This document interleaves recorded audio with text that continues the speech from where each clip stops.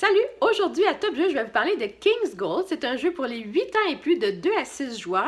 C'est un jeu avec une thématique de pirate. Quand j'ai vu ce jeu-là pour la première fois, je me suis dit, est-ce que c'est vraiment un jeu pour enfants?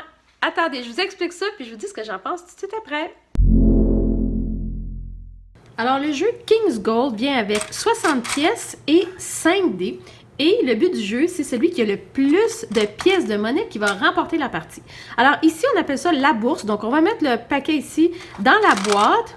Et toutes les pièces qui vont être mises de côté pour le roi, on va dire que c'est les pièces qu'on va donner au roi. Donc, à notre tour, on va lancer les dés.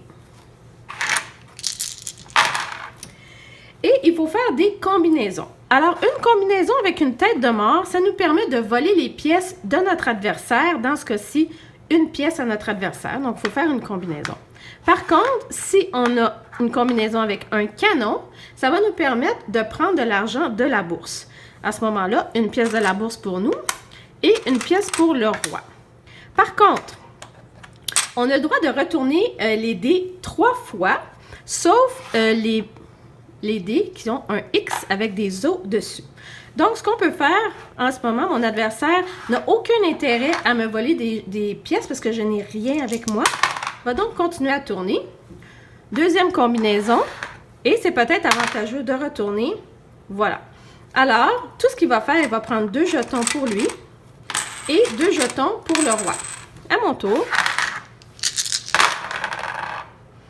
Donc, c'est très bien. Je préfère mes combinaisons tout de suite. Par contre, je vais juste avoir 2 pièces et les dés vont jusqu'à 3 pièces. Donc, c'est très avantageux pour moi de retourner les dés. Je continue. Voilà.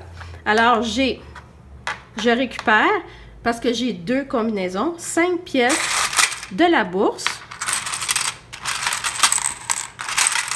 Et il y a 5 pièces qui s'en vont au roi. Et l'intérêt d'avoir les pièces au roi, c'est que si un des joueurs réussit à tourner que des pièces comme ceci, il va aller récupérer l'ensemble des pièces qui sont au roi. Si il tourne que des canons, et que c'est tous des canons, à ce moment-là, il va aller récupérer l'ensemble des pièces qui sont dans la bourse. Et ça finit la partie à ce moment-là et on compte les points. Ce qu'il a le droit de faire, si on est plusieurs joueurs, disons qu'il tourne cette combinaison-ci. Alors, à ce moment-là, il a le droit de voler, puisque la tête de mort fait voler à son adversaire. Il a le droit de voler à n'importe qui, soit à la même personne, soit à 2 personnes différentes. Donc, on va continuer à jouer. Donc, toujours celles-ci, on ne peut pas les rouler. Il faut faire attention, si on a 3X, on doit payer 3 pièces au roi. Ou, encore une fois, si on a réussi à avoir aucune combinaison, c'est le même résultat que d'avoir 3X et on doit payer 3 pièces d'or au roi. Exactement, c'est ce qui arrive ici. Donc, on n'a aucune combinaison possible. Donc, l'adversaire doit payer 3 pièces d'or. Elle n'a que 2 pièces d'or, donc elle va mettre tout ce qu'elle a entre les mains. Donc, on a droit à 3 lancers.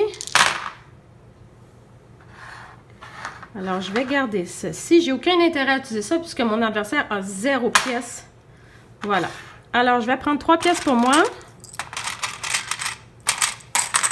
Et 3 pièces qui s'en vont au roi.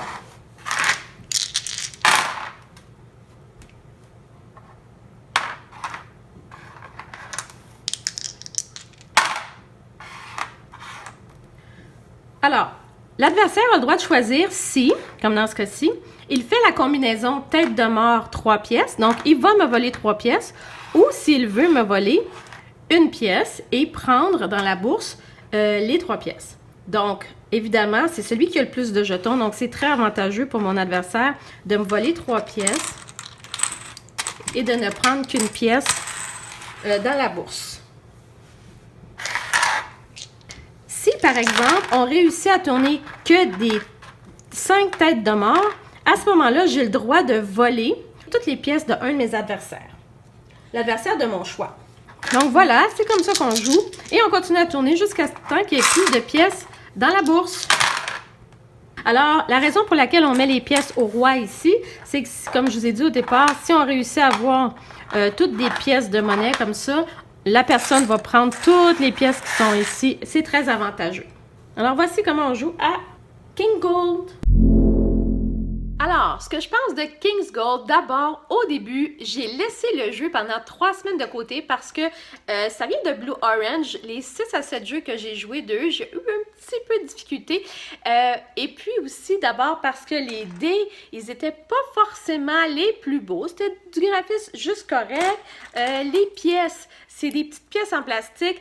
Donc, j'ouvre le jeu, puis je vois ça. Je suis pas trop excitée à l'idée de jouer. Les règles du jeu sont un petit affaire complexe à comprendre. Et puis, on a décidé finalement de jouer et on a été charmés. Écoutez, on n'a pas arrêté de jouer à ce petit jeu-là qui prend 10 minutes, pas plus. C'est tellement simple, tellement agréable. Donc, un super jeu de dés de pirate, même avec les petites filles, ça marche très, très bien. Même, je pense qu'en bas de 8 ans, ça se joue aussi. Donc, moi, je vous le recommande grandement. Comme quoi, il ne faut pas se fier à la couverture parce qu'on a eu tellement, tellement de plaisir. Donc, un autre jeu que moi, je vais rajouter dans ma bibliothèque. On ne va pas le perdre parce que c'est vraiment, vraiment intéressant. Essayez-le et dites-moi ce que vous en pensez.